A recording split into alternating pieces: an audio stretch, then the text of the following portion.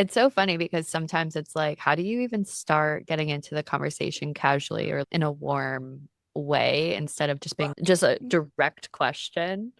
And I think that's something I like have a bit of trouble saying into whenever I talk to people. I'm like, because I just love talking, but then yeah, it's just like I do have to put up that boundary of like, anyways, we do have a goal to this. I'm not here to Yeah. just chat away your time because it's Hmm. valuable. But yeah, that's so true. Are you more of like an extrovert? Yeah, I hope I can exude that well in socials because I am like that's why I think I am much better when people DM me or when I DM people rather than like you'll probably not find me as much in people's comments. I just take it straight to people. I'm like, I want to chat. I want to talk to you. And I'll just ask questions that aren't like because I hate small talk. So like Mhm. I remember I caught up with someone I met them on the Zoom and yeah, I was like instantly, oh, I saw your opinion on this like really, what is it, vulnerable topic. I want to talk about that. We just did. But yeah, That's 100% good. extrovert.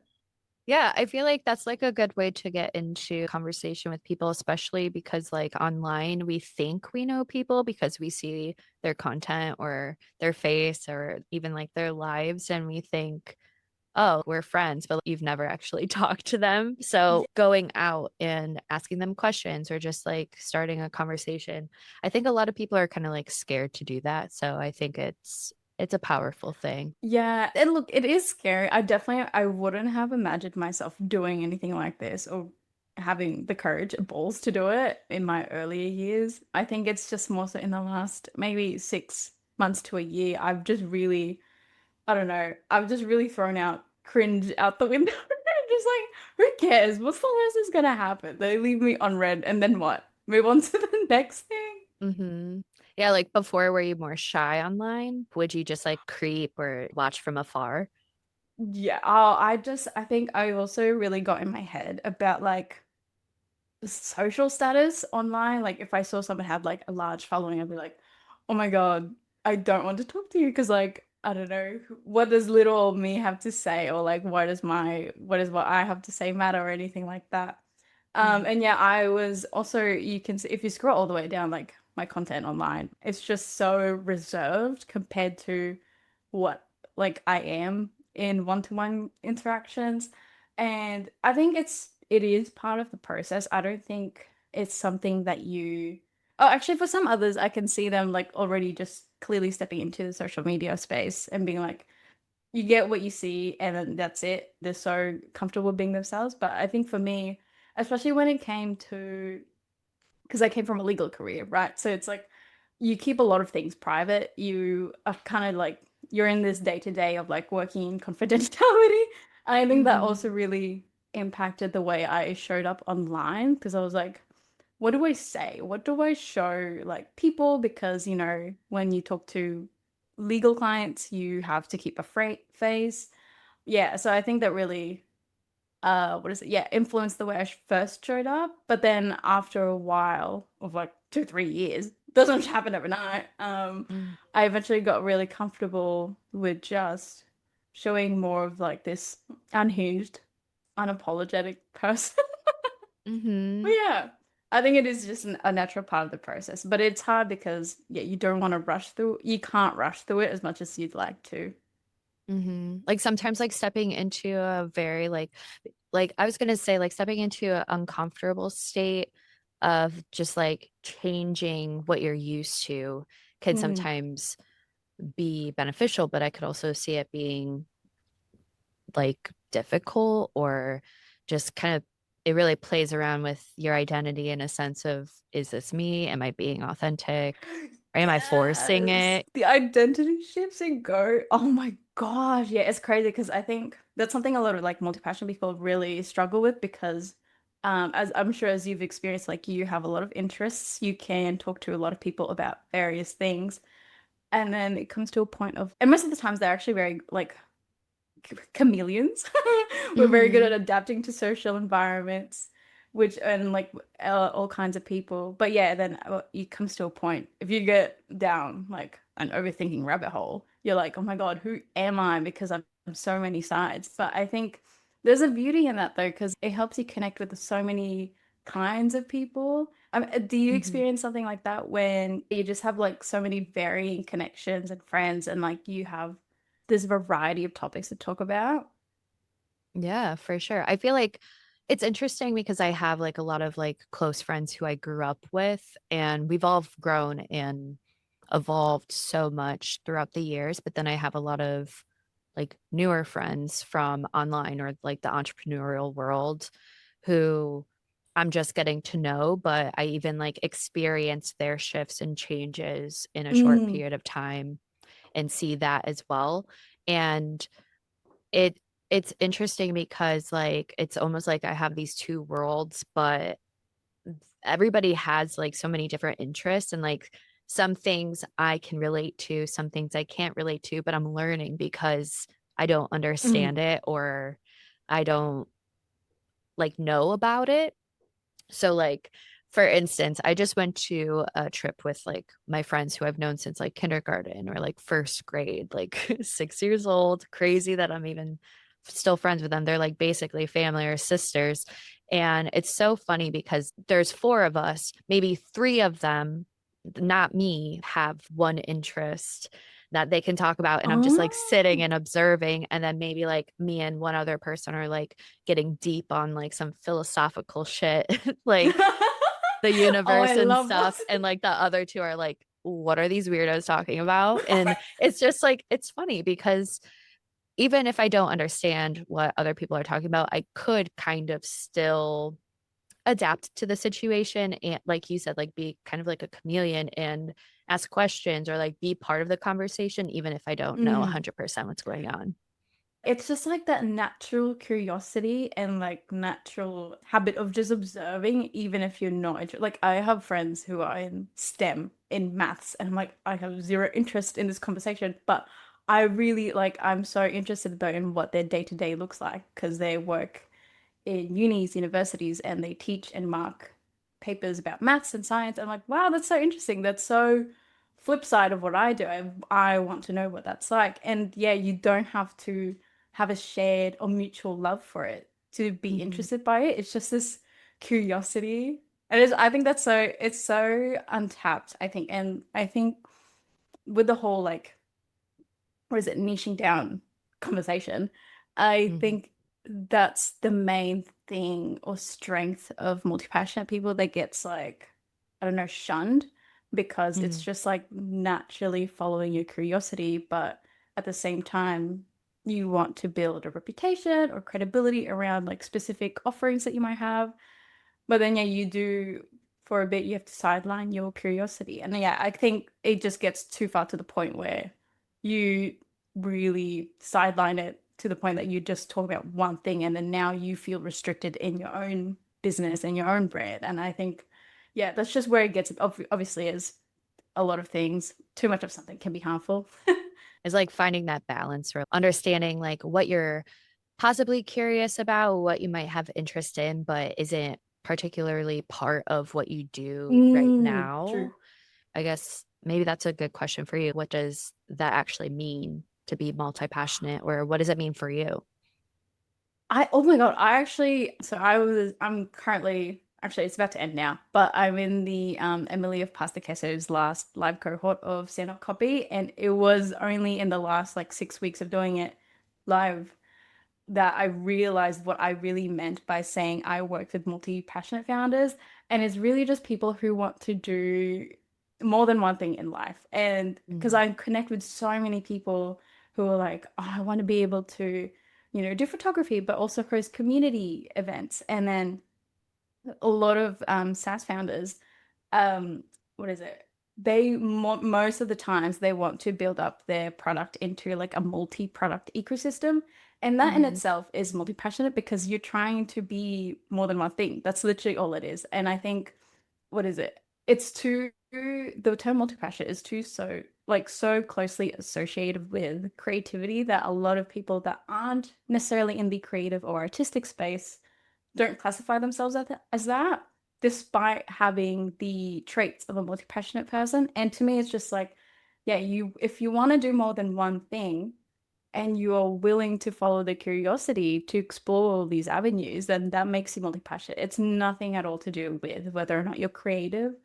Because creative people naturally are multi-passionate. Like so many designers opening print clubs now, and I think that's so fun. And like Or like so the many, snail mail clubs and yeah. stuff. Have you seen those? Oh my God, it's so fun. I have respect for people who can do that because that's why I don't offer monthly retainers to any clients because I just can't produce at a monthly rate. And it's just Mm, like, I work in seasons when it comes to my art. That's why, like, when decided to start selling art prints, I was like, okay, how am I going to like continuously and consistently be producing art, but then also not feel like I'm under the pressure to create all the time. And that's why mm. I was like, oh, I'll just do like seasonal drops. And then maybe if I get inspired enough, I'll drop some bits in between. But it's just, yeah. Anyways, that was a seg. But that's my definition of multi-passionate people. Yeah, I think you're right because I do see a lot of people think like, oh, I have to be creative to be multi-passionate, or some people think that they aren't multi-passionate, and maybe there are a few people who just stick to one thing and they only really are obsessed. Like I think of like twihards who like watch Twilight, or like I don't know, like I think of like such a niche like micro community or something who like Mm, literally has no interest in any other vampire anything else? books, Yeah. just Twilight, where it's like, I don't know, here's an example. I like Twilight, I like Vampire Diaries, I like, vampire Oh, shows, you know what I mean? yeah. Right. I Yep, guess yep, yep. that might not be like the best example, but I kind of think about it in that way where Mm. I'm like curious about vampires. I would search up like vampire history or something like all about that. And then I could imagine maybe like one person's like, no, I'm only Twilight. I'm not doing anything else. No. uh-uh. So was there a moment when you realized you didn't have to choose just one thing, or were you always, or maybe like you felt that friction where like you thought that you had to choose just one thing, but you were like, this feels misaligned with what I'm doing. Oh, I would definitely say my legal career is what, yeah, that was like I embodied niching down. So you 'Cause were like the spokesperson for niching down at that point because you just chose law. I was like, because and like, I try my best to make a clear distinction that I didn't leave that career because I didn't like it. Like, Mm, I loved law. I loved legal studies. I loved learning about it, and I loved working in it. It's just the lifestyle was not sustainable. But I think when I first decided that I wanted to be a lawyer, I was so tunnel visioned on that career path for so many years, like for at least 5 years. And that was, I think, I never knew. Oh my gosh, now that I'm such a verbal processor, I didn't realize that I had niched down mm, um until yeah, just now. And because like the thing, I was always an art kid. I always loved drawing. That was something I was actually known for in primary school. I was like, oh, whenever there was anything artsy that I could be involved in, people would come to me. And I was always like that. But again, it's just when I entered law, you really need to be committed to pursuing that path so that you could mm. make something out of it. It cannot be just like a side interest because it takes a lot out of you. It So I makes me think think of like going into medical school or something. no, It has to be 100%. like literally your identity. No, oh my God, and it was. For the longest time, it was. I remember I really sidelined so many hobbies because I just didn't see it as a productive use of my time. Because I Mm. was like, this has nothing to do with work, nothing to do with making money. Why? I would rather spend that time doing work. And it's like, no wonder why you burnt out. Oh my God. And yeah, it's so enlightening though that I could niche down. I didn't realize at the time that that was a version of niching down, but yeah, that was when I would say I niched down, and then I burnt out because I did all those things. I just so focused on that one thing, didn't entertain anything else. But then I got a an art commission like request from someone all the way back in like 2023. And at the time, I wasn't taking any commissions. I was like, oh, I'm so focused on my legal career. And Mhm. then, yeah, I was like, oh my God, this would be so fun. It'd be really, really interesting. And then I took that on. And at the time as well, I was like, oh, I need to make a passive income source because I can't just keep trading my time for money because that's how I burnt out in the first place. So that's when I opened up like my digital planning account. And I think from there, it's like what really like I would say cracked open like my love to follow curiosities and then like just being a multi-passionate person. I think it's from that moment on is when I was like, oh my God, I could be doing all these other things at the same time and it's still okay. Like I don't have Mhm. to just stay committed to one path and feel like I have to for the sake of success and productivity and ambition. But yeah, I would say Mhm. from like 2023 onwards, when I really started to just like broaden my perspective from law is when, yeah, all of that cracked down. And then all this identity shifts and tension started appearing. And now I'm just really leaning more into it and be like, oh, well, we'll see how it goes. Yeah. I feel like there's like just this unapologetic way of going about like diving into these new directions. And it's, you kind of do have to just like see how it goes. I mean, obviously, like there is planning or having Mm. goals and stuff like that. But I think just it's okay to not know what the destination's going to be. Yeah. Like, oh my But God, if you told me 2023 me that I'd go from digital planners to brand building, I'd be like, what? Where is that saying? yeah, where did digital planning come from? Oh, definitely because I probably followed a lot of it from like just my personal account. I loved like watching people because I have an iPad. So it's like, let me follow all the iPad planning people ever. And Oh I was like, yeah, oh my God. that's a niche in itself. Right? Oh my God. But yeah, I think yeah, for my personal account, I'd follow them and then I'd see them make like successful sales. And yeah, they were just like successful and like it's a passive income source. I was like, oh, cool. Mhm. It's something I could explore because I just, yeah, after burning out, I was like, I don't want to keep trading my time for money. This is ridiculous. Like, I Yeah, really, I don't know. It's like, that's why as much as I loved law, I just knew it wasn't going to be a sustainable career. Because also you don't, people will say, oh, you're in law for the money, right? But I realize as you go into it, there's not that much money in the first how many years. You that's really have to tea. build that. Yeah, I was like, I don't know. I don't know. Obviously, it's not like I was in the legal industry for 10 years, but I know I've seen enough to be like, you know what? Whatever lie they were feeding us, not it. That's funny. Yeah, I feel like a lot of us entrepreneurs, we might not really not understand, but like know the real underneath the surface situations and incidences like within those industries, like medical or law, Mm, things like that. yeah. So it's good to know. It sounds like you also ticked the boxes because you were also talking about maybe I should do like a side hustle. I'm interested in multiple different things. So it sounds like digital planning was a good step into that world of figuring out what you wanted to do moving forward. I was going to ask, what commission did you get? Was it like a painting or a print? Like, Oh, it was for shoes to customize someone's shoes. oh, cool. It was for her partner, and he was into WWE. Oh, And wow. she was like, "Oh my God, can you paint this?" I forget the wrestler's name. Sorry That's if okay. I don't anyone's know a any of WWE them. fan. Like, I'm clearly not in that world. But she was like, "Oh, he loved this is his favorite. Yeah, can you paint it?"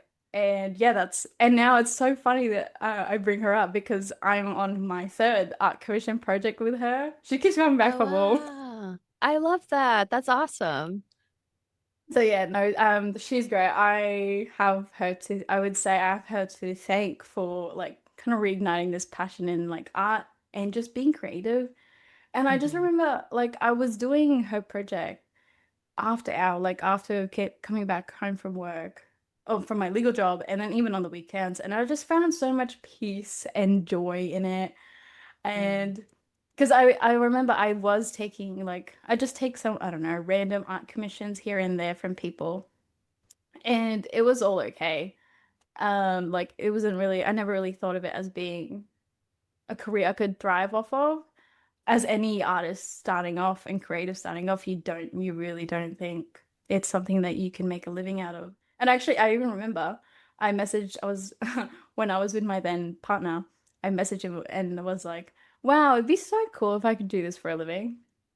Like, oh my God. And now, yeah, just fast forward to now, it's insane. And I think it's also so nice though to be able to start a creative career in these, like in the social media climate, because you have so Mm. much access to knowledge and you can see it working out for other people. And there are so many generous people who are willing to also like share their experiences of how they started their journey, like document their whole journey. And I think it Mhm. now, oh my God, could you just imagine like trying to start a creative career? I don't know, 15, 20 years ago when social media wasn't a thing. I can't, like, Mhm. there's just so much more. I imagine it would take a lot longer for people to really gain a confidence and also security in their creative, like pursuing a creative path. I think that's so Mhm. interesting. Is that something that you would say was beneficial in your own journey of like just being in the social media space and seeing other people make it work for themselves? Yeah, for sure.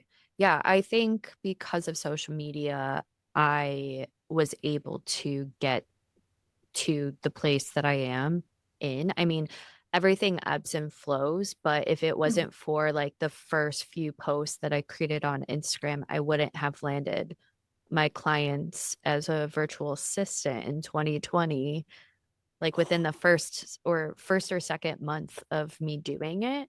And I think also it goes a long way to follow people who show what's possible, because they kind of Mm. like lead you into your own decisions, even if it's not directly, because you kind of see someone else doing it and being like, oh, like maybe I could do that too. And that is like momentum in itself and progress, Mm. just thinking about how it could become something bigger than just like an idea or like a thought. And I think even just before we were getting into this conversation, we were talking about how you've started to reach out to people and ask questions and just try to get to know them and create that connection and relationship. I think it goes to show that it's possible to create relationships.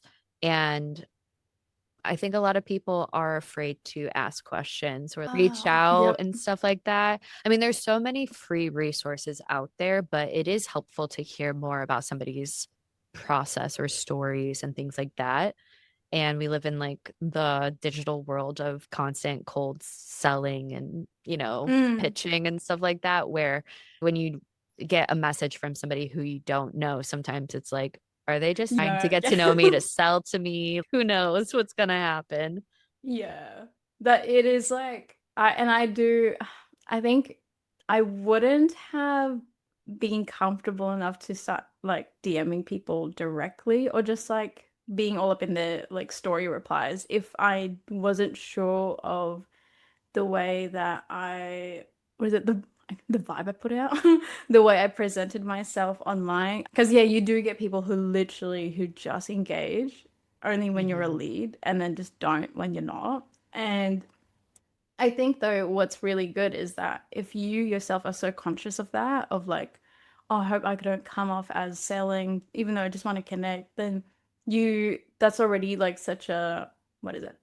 Such a prerequisite, I guess, or like a clear way for you to express that no, you're not, because you're so concerned about coming off that way. So you are not, I don't think you'll ever come off that way to the right people.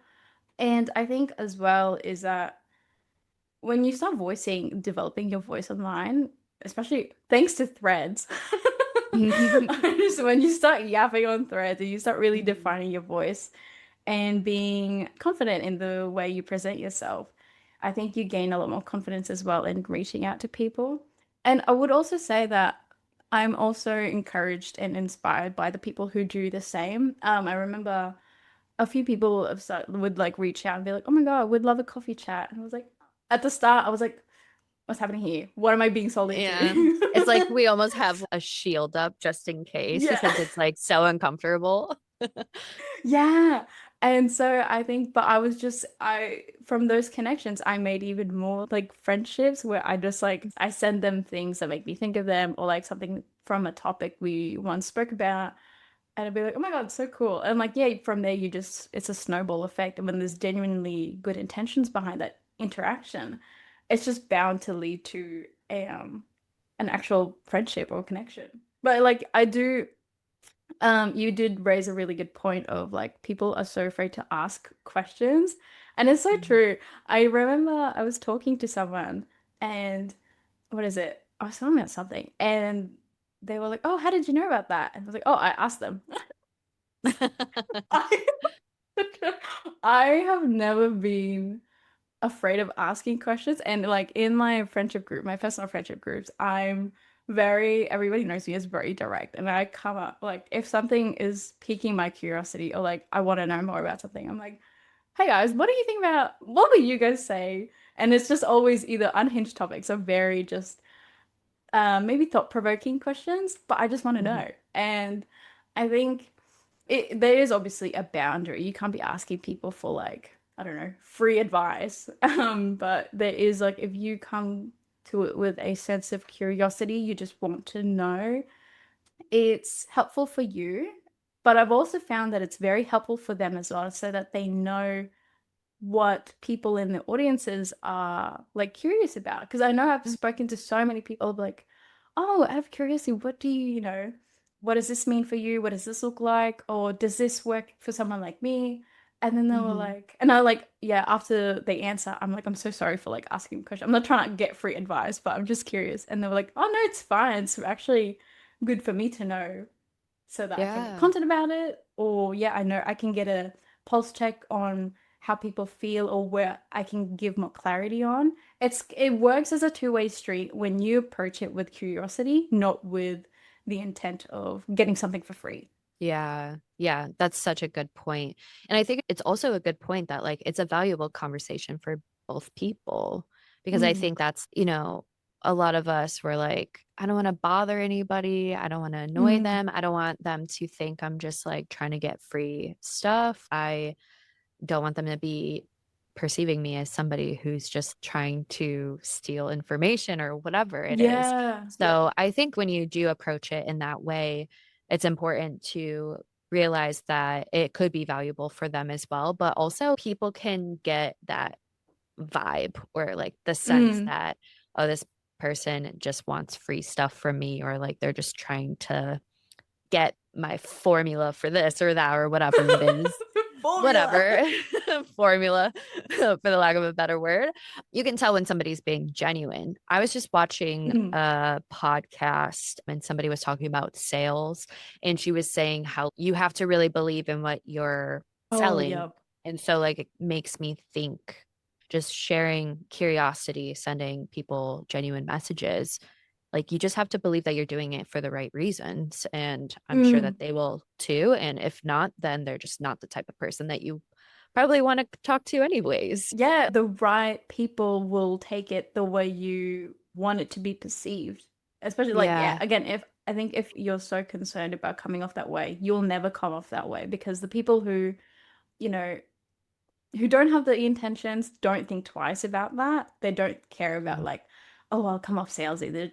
They'll come off salesy because they want to come off salesy. And Right. yeah, the fact that you're concerned about that kind of makes a guarantee that you're never going to come off that way because you're aware of how people perceive these things and you're not detached from that. So yeah, I think Mhm. if anyone is like ever concerned about asking questions, I love getting questions. I think it opens up so many, I don't know, yeah, topics of conversation that you probably would have never thought you'd explore. It's just so, anyways, curiosity Yeah. unlocked. And honestly, too, like I was even thinking about how some people might be more introverted, but in a way, like because we're behind screens, if we're online, like networking with people, it kind of does feel a little bit safer in that way, in the sense like you don't have to respond. Yeah, that's so true. I'm Yep. I'm speaking for introverts, which I would say that I'm probably in the middle of being an introvert and an extrovert. So some people who are introverts might be like, she's wrong. Don't take it personally. But I imagine it like feeling a little bit safer to connect with people online because like you're not face to face, but maybe it's a little bit more complex than that. But Mm, it's like no, if yeah, someone reaches out or you reach out, like the conversation might not go anywhere and that's fine. And maybe that's the way that you want it to go. yeah, no, that definitely plays a huge part because also you don't have to think in real time. If someone asks you a question, you don't have to process it and then give an answer. And yeah, there's no element of spontaneous answers. Like you get to actually think about and mull over your response. And when you're like, I'm a verbal processor, I have to a lot of times I'll have like aha moments mid-sentence. I'm like, oh my God, that's why. Like literally, I've had so many aha moments in this podcast recording. Hmm. I'm like, oh, true. I think of it that way. Yeah. Um, but I think there's definitely a safety to it, and obviously, I think that comes. It's both a barrier, but also an advantage to have. Because like sometimes people are, when you are too reactive, some things might not come off the way you want them to, or you look back in retrospect and you're like, oh my God, I wish I did something else or said something else, but yeah, it's just all the beauties of being online. Yeah, yeah. And I know like you help. So like we talked a little bit about like being multi-passionate and how like it's not just like for creatives, but you've even talked about like SaaS and like just like being a lawyer or like like just Mm, different industries. Like people can be multi-passionate even if they're not an artist or a content creator. mm. So you help founders like embrace like that part of them of being multi-passionate and putting it into a personal brand. So I'm curious like if people who are kind of stuck on the word brand or personal brand, how would you describe what a personal brand is to them? I would say, like, at the like simplest definition, it's literally just a reputation that you build as a person online. And it's a great way to balance your personal and professional self Hmm. because obviously you don't want to lay out all your cards online. It's what is it? You don't want to lay out all your trauma dump on people online, but Hmm. at the same time, you don't want to come off as a stiff LinkedIn bio kind of person either. And yeah, I would say a personal brand is just a reputation that you build.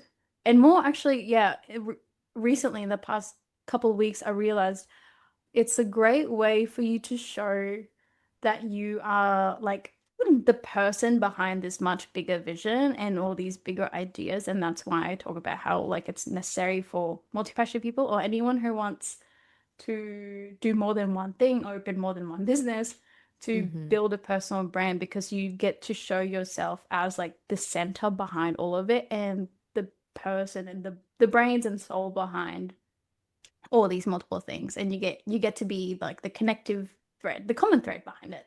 So You're yeah, like the that's how core I of think that's everything. yeah, yeah, like literally that's why I call it that's why I like give the analogy of like in the solar system you're like the sun Hmm. because everything orbits around it. You can have multiple planets, you can have multiple businesses and ideas, but they all orbit the same center, and like you just a personal brand is a way for you to build reputation around being that center for people. Oh, like yeah, for your community, around all your ideas. But yeah, that's how I describe it. Do you think like multi-passionate people have an easy way to like to grow a brand, or do you think they struggle with it? Oh, good question. I think it's actually on the harder side because Mm. you are so, again, it's like you're so multi-interested. You want to say all these things. And it's just you need to practice I would say it's harder in the sense that you need to practice a stronger level of discipline and discernment about what to talk about that actually really builds up a certain reputation and image and perception. Because yeah, you can't talk about everything under the sun because you're going to stretch yourself thin, but also genuinely confuse people. And that's not even to be like you need to niche down. It's genuinely, that's just how we're wired. We can't keep up with 10,000 things at the same time for one person. Hmm. It doesn't build that memorability either. So in that sense, in the level of commitment you need to, yeah, you just need to commit more to specific things, and you have to have that discipline to figure out which of those things you need to commit to. I think that's what makes it harder.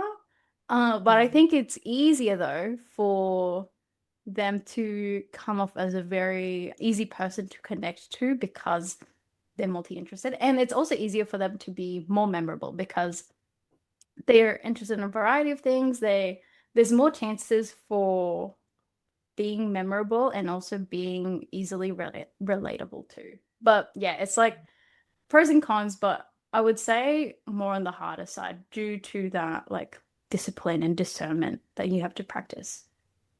So I was thinking about how like maybe even having like multiple things, not too much that you talk Mm. about, like one person could maybe find value or relate to just one of those things, maybe not all of them. And so maybe in some ways you're able to connect with more people. Yeah, it's like it really widens the way, like the scope of who you Hmm. could connect to and like your audience and what you could be remembered by because and I think that also really is correlated to the variety you probably experience in your own work because I know you experience it for yourself as well. You work with multiple kinds of businesses and brands and founders.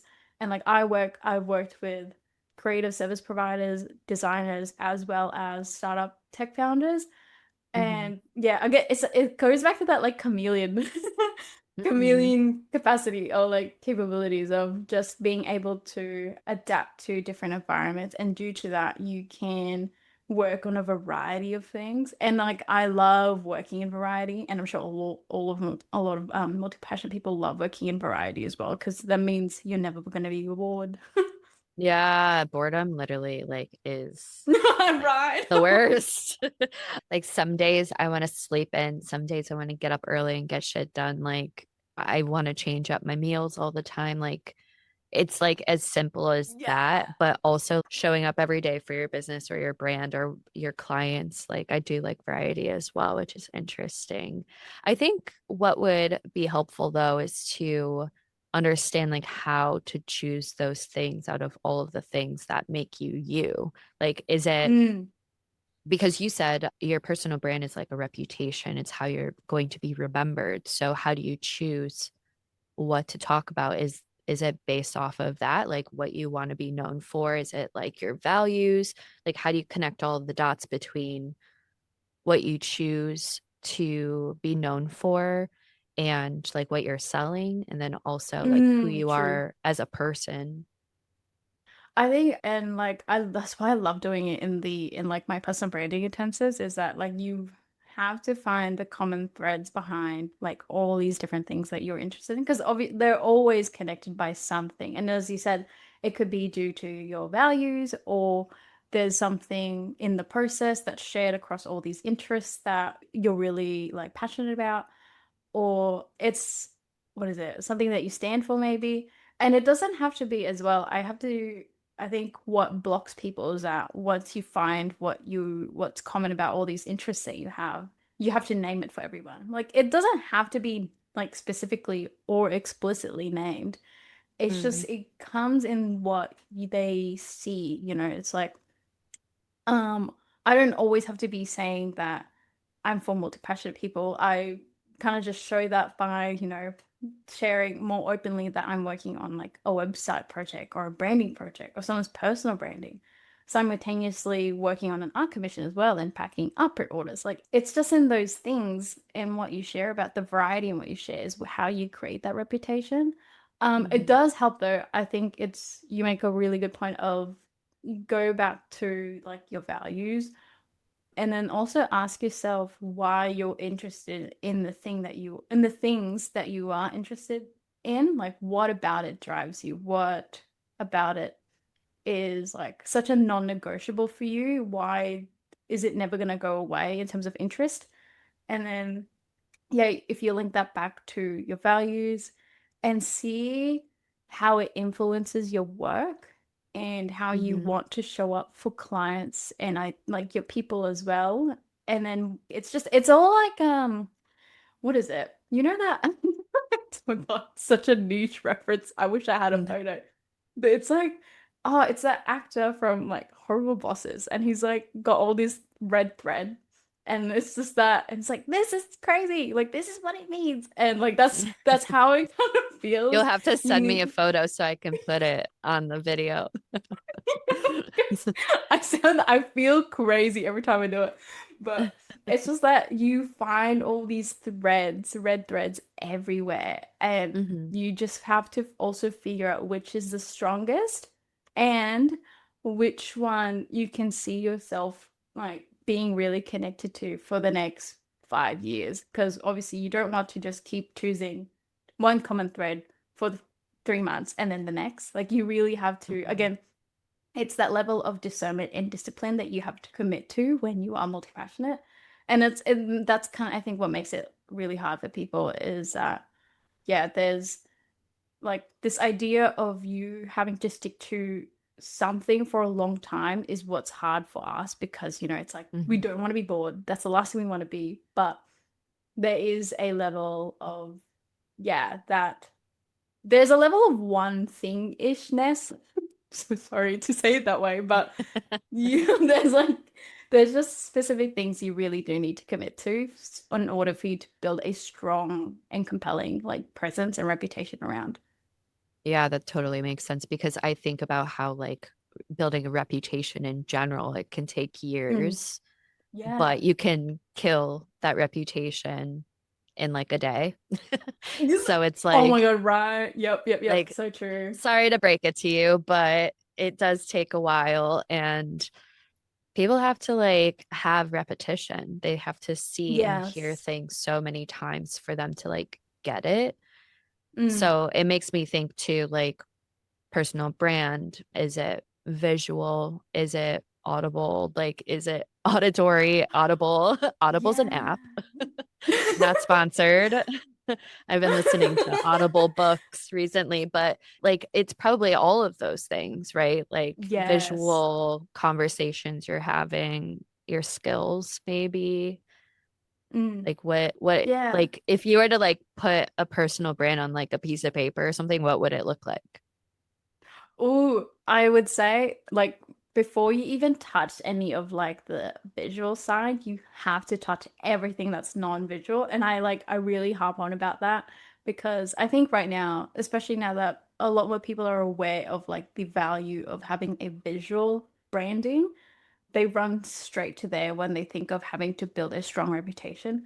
But I'm like, no, you could build it way, way, way before. Because it's not cheap, and because it is a high Mhm. value thing. You don't invest in visual branding if you don't have like your topics of conversation or your beliefs. If you don't have that clearly defined, um, the visuals are going to be running on like short time. It's going Mm, to be on borrowed time. So I would say things that really build up a personal brand is going to be in like your perspectives, your point of views about your industry, but also your work. And what is it? Oh my God. I'm just trying to go back through like all the personal branding plans that I've done. Also, like the gap, like really highlighting the gap that you are seeing in not in your industry, but just in the space, in the like online space.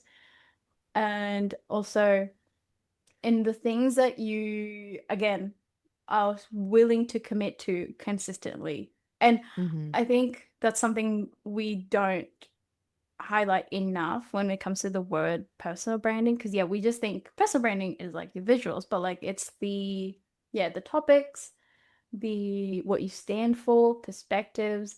And then also like the habits that you are willing to commit to. Like Zara Larson right now is going like um viral because of like the flower that she has consistently in her visuals and now even like on her I think TikTok account she's got like a little flower emoji next to like the avatar. okay. And Mhm. it's like it's just those you need to be willing to commit to something so consistently in almost every single thing that that builds up more reputation compared to having colors or a certain aesthetic. Like because you'll Mhm. find that develops a lot and might evolve a lot as well within the first 2, 3 years. You try and build a personal brand. So it's much better Mhm. that you start right at the bottom and really just figure out the non-visual things first. Yeah, it's like a lot of like inner reflection and like Mm. identifying who you are as just a person to begin with, and then what you want the future of your brand to be, how you want to support or help people as an entrepreneur or creative or whoever. Yeah, no, 100%. It's always it's really built up by the non-visual things and then it's amplified by the visual things, I would say. Okay, yeah. That makes sense. That's great insight. Thank you so much. I wanted to ask you a little bit about anti-burnout. This conversation would help a lot of multi-passionate people and creatives Mm. because I think it's easy to kind of get into that burnout cycle when you are trying to do a lot of different things. And I know Oh yeah. previously we talked a little bit about how like you work in seasons. Can you talk a little bit about that and like what that looks like? Is that every other day you're changing things up or seasonally like summer, winter, or is it kind of just Oh, like a yeah. feeling? Yeah, it really is based on what I have going on at the time. I think it was October. October 2025, I only worked 13 days. And it's because I had a wedding to go to. We did a big road trip. And um during then I really gave myself like permission to not appear on social media, like even as like documenting the trip. I was like, no, I just want to be offline. But in the months prior to Mhm. that, I was going hard. I was working quite a lot of hours, and it's really to do with the season of priorities. What does this season require of you? If like Mhm. again, if you're like in a launch season, that's going to be a lot of energy and like a lot of deep planning and execution work that you got to do, and that does you can't unless you've obviously built it up to the point where you can do it very low lift, which I believe you can. I'm just personally not at that stage yet, so like when I'm in the launch season, it requires a lot of work for me. Mhm. So yeah, I do that, but then I do that in prep of with the goal of being able to slow down in later months. Because yeah, like the slow life that we all want to be living doesn't just come as it, like you have to work up towards it. But it Mhm. also, I don't believe in working at the cost of you. That's why, what is it? The thing about being more passionate is that it will stretch you thin a lot across quite a few interests and projects that you probably have going on. But it's also good to take personal projects yourself, like it's something to Mhm. do for fun. Because again, that's how I burnt out in my legal careers because I was just so focused on what I considered traditionally productive, which is if it's tied to work, it's productive. If it's not, then it's not, and it's not worth my time. And Mhm. I think that is a benefit to being multi-passionate. Like you can, once you kind of like believe in that, you be able to embrace all these other avenues and side quests. Oh, I'm such a Mhm. side quest lover. I think everybody should have side quests, even I if don't it's know why I small. just thought of your mascot, the Oh, otter. that's so I'm so glad I have him as like my little mug right now, my otter mug. Oh, I love it. I dressed him. I The think I dressed him up on your website. You can like do that on your about page. I So know. everyone needs to Oh like god. go do that. Oh, everybody loves that because yeah, I'm like, here you don't have to just see him. You can dress him up if you want. I plan on adding more outfits by the season, but anyways. That's yeah, that's kind of what I mean by like the seasonal by working in seasons. It's based on your priorities and what you have going on. It's really gonna look different for everybody, but for me it's like when I know I'm in like a high demand season, I make Mhm. sure to rest just as much in the later season or like in la next few weeks because yeah, like you have to balance it all out. I like to say that I work hard and I rest just as hard because Mhm. there's no way you're gonna keep going with working hard by not resting at all. And that's yeah, something I Yeah. wish I told 21-year-old me before she burnt out so much. Uh, I love that. Yeah, I feel like rest is productive, one. And also, I feel like it does enhance your creativity and like your skills Mm, because you're not like forcing something. It's maybe it's providing a little bit less pressure because you'll actually have the energy. And when you're constantly going and on the hamster wheel of just like getting things, are they getting things done? I was going to say like you're getting things done, but like maybe you're not actually getting things done because you're constantly yeah, like going, going, going, and it tires you yeah, out.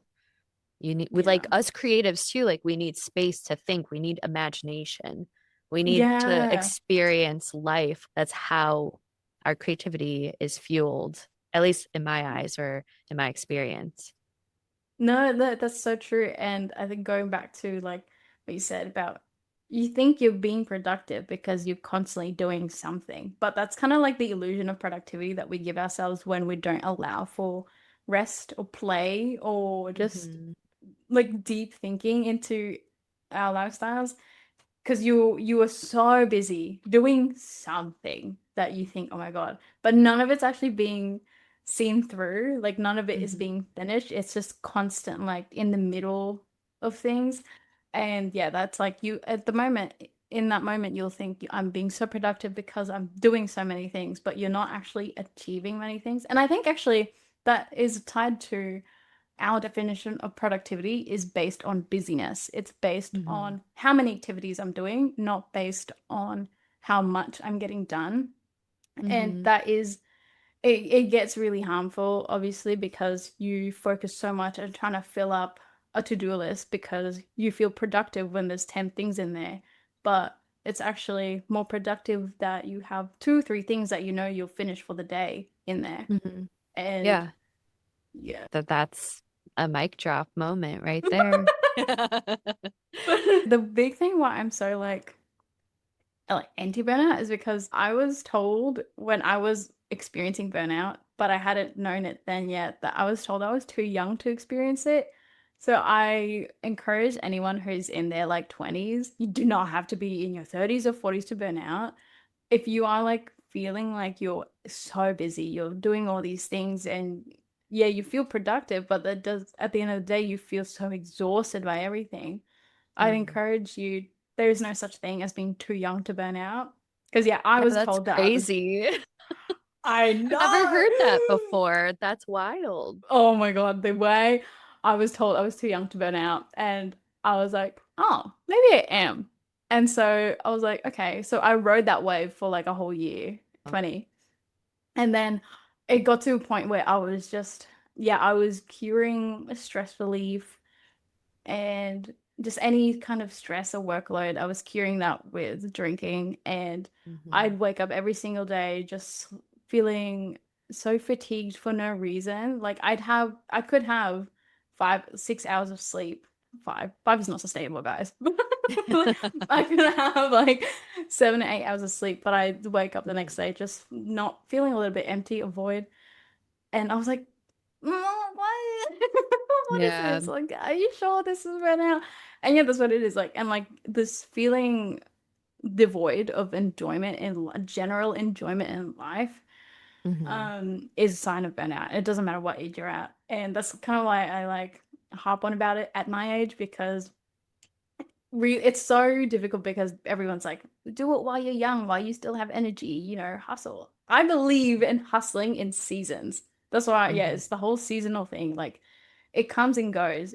But you can't be hustling all the time. Otherwise, that's just how you drive yourself down to the ground. And then, yeah, burnout is not a badge you want to be earning or wearing at all at any age.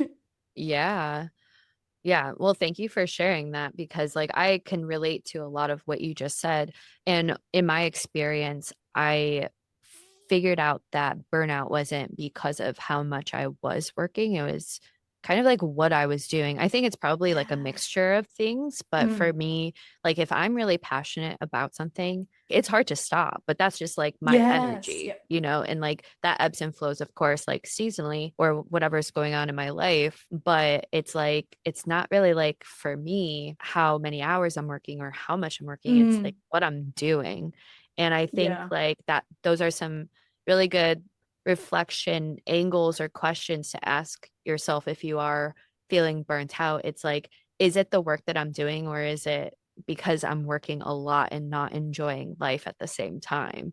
So I think like that could be like some good takeaways from this conversation.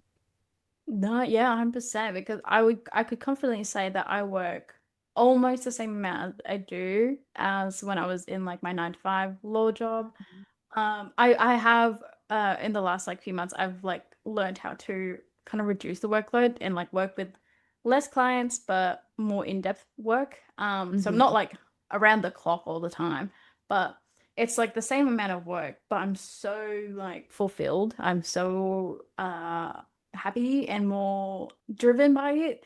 And Mm-hmm. it's interesting because especially when you're multi-passionate but also really, really ambitious, you just stop at nothing until you achieve something. Mm-hmm. And that in itself is kind of hard to do, or like it's harmful to have when you are in a 9 to 5, because Mm-hmm. you're doing it for someone else. Whereas, yeah, in this space, you're doing it for yourself. And that comes with pros and cons. But at the end of the day, like you are just so much more driven, like naturally passionate and driven by it. So yeah, no, 100% with the a lot of it's to do with what it is that you are doing rather than how much you are doing it. Because yeah, so Mm-hmm. many of us work around the clock for our businesses, but we are still here. So what is something you wish more creators gave themselves permission to do? Oh, 100% side quests. Like, Side quests. pl- please, like, you think you're going to think it's such a waste of time because it's not business related, client work related, or money making related. But Mm-hmm. really, it's going to keep you from what I call burnout creep, where it's like scope creep, but for burnout. Like you are already like edging towards being fully burnt out by continuously, like week by week, you're like, oh, I'll dedicate time to that hobby that I picked up on, or that book that I want to Mm-hmm. finish next week, and then next week, and then next week. And then it never happens. And then you are just in this cyclical working like a horse in your own business where you set your own boundaries and your own time and schedule. And Mm-hmm. even like, I don't know, like just recently I forced myself, because I was finding myself working a lot more than what I want to. I forced myself to play a game for 2 hours. It's like a cozy, really cozy, non-objective-ish game. And Mm-hmm. yeah, after that, I just felt refreshed and then I kept on working. And yeah, it's the more you see it as like these kind of like, again, following your curiosities, the more you see it as like the natural part of just like working, the less Mm-hmm. you're going to be, oh, what is it?